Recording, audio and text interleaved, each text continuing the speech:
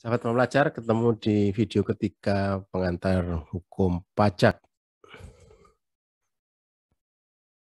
Sekarang kita akan membicarakan teknis yuridisnya ya, bahwa landasan hukum semua undang-undang pajak itu ada di pasal 23A Undang-Undang Dasar. Ini amandemen Undang-Undang 45 ya. Dulu di pasal 23 kemudian dipecah menjadi beberapa pasal dan untuk pajak itu di pasal 23. Perhatikan di sini redaksinya pajak dan pungutan lainnya. Jadi selain pajak ada pungutan lainnya. Nah, yang bersifat memaksa untuk keperluan negara diatur dengan undang-undang. Undang-undangnya adalah produk legislatif dan eksekutif. Nah, sedikit kita ke teori hukum, bahwa unsur-unsur hukum itu peraturan mengenai tingkah laku manusia. Ya. Kalau bukan manusia, mungkin hukum rimba kali ya, bukan hukum. Nah, kemudian yang kedua, diadakan oleh badan-badan resmi yang berwajib, yaitu legislatif dan eksekutif. Nanti beserta peraturan pelaksananya itu nanti ada di eksekutif ya, mulai dari presiden sampai menteri. Kemudian peraturan itu bersifat memaksa. Ya, jadi hukum itu memang mempunyai sifat memaksa. Kemudian ada sanksi yang tegas atas pelanggarannya.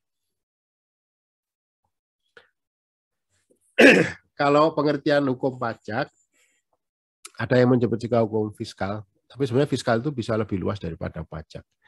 Ya, ini peraturan mengenai wewenang pemerintah untuk mengambil kekayaan seseorang ya, tapi berdasarkan undang-undang.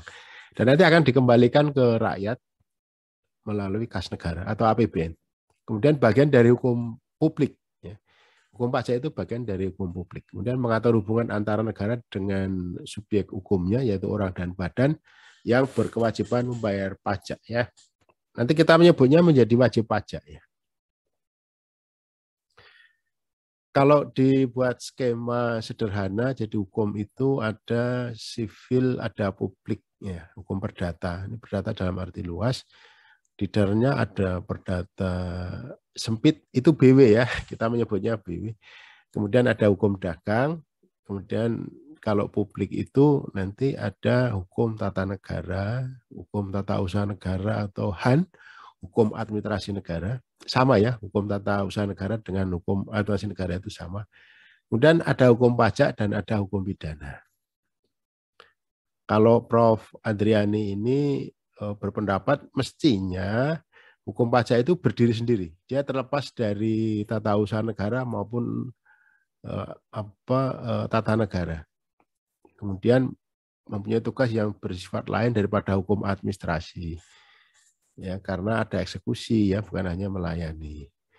Kemudian untuk menentukan politik perekonomian dan mempunyai istilah-istilah tersendiri di bidang perpajakan. Jadi setidaknya dengan 3 alasan ini sudah cukup untuk menjadikan hukum pajak itu berdiri sendiri sebagai bagian dari hukum publik. Itu menurut Prof. Andriani.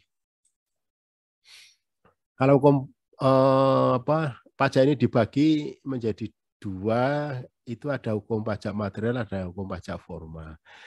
Ada yang mengatakan hukum pajak formal itu hukum acara. Ya. Hukum pajak material itu nanti mengatur objek, subjek, tarif, dan timbulnya pajak. Nah, kalau hukum pajak formal itu pengertiannya cara hukum pajak material menjadi kenyataan. Bagaimana sih pajak itu bisa menjadi kenyataan, menjadi penerimaan negara? Nah, itu tata caranya menggunakan hukum pajak formal. Ya, nanti ada registrasi ya, pendaftaran, pembukuan, pemeriksaan, penagihan hak dan kewajiban, penyidikan, sanksi. Ya, itu materi muatan hukum pajak formal. Nah, kalau mau diberikan contohnya pembagian hukum pajak itu, kalau hukum pajak material ya undang-undang PPh, PPN, PBB, Bea Matre. Nah, itu hukum pajak material. Hukum pajak formalnya ya undang-undang KUP dengan segala perubahannya dan penagihan dengan surat paksa atau PPSP. Itu hukum pajak formal. Nah, kalau saya juga beranggapan menambahkan undang-undang pengadilan pajak itu bagian dari hukum pajak formal. Ya. Itu masuk di upaya hukum. Atau tepatnya upaya hukum administrasi. Ini, namun begitu hukum pajak tidak berdiri sendiri. karena hukum pajak itu berhubungan dengan hukum perdata atau hukum pajak lainnya nanti ya. Sekarang kita bahas hubungan antara hukum pajak dengan hukum perdata. Ini nanti akan menentukan sebuah peristiwa hukum atau perbuatan hukum. Itu ada di hukum perdata. Kenapa kematian, kelahiran itu peristiwa hukum ya. Jadi sesuatu yang tidak disengaja itu kita menyebutnya dengan peristiwa hukum. Kalau karena disengaja jual beli ya, atau bekerja mendapat penghasilan transaksi itu perbuatan hukum. Kemudian nanti ada asas lex specialis derogat legi generali. Jadi yang sudah diatur khusus, misalnya gini, hal ini diatur di hukum pajak dan di hukum perdata. Nah, karena ini hukum pajak, maka yang berlaku adalah hukum pajak. Karena hukum perdata adalah lex generalinya. Misalnya nanti juga mengatur tentang surat kuasa, wali, wakil, itu ada di Undang-Undang KUP dan ada juga di hukum perdata. Atau mungkin hukum waris, nah itu juga hukum perdata, tapi nanti juga bersinggungan dengan hukum pajak.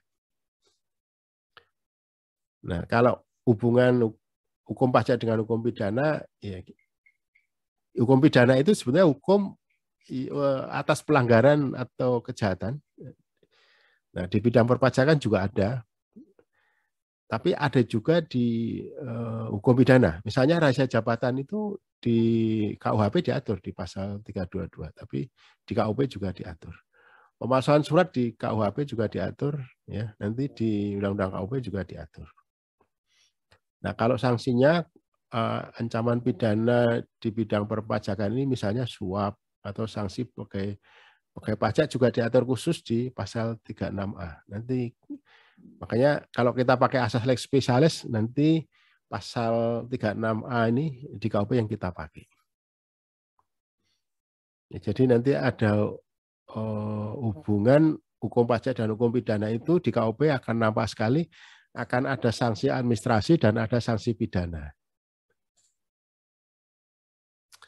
Demikian, mudah-mudahan bermanfaat. Sampai ketemu di video berikutnya.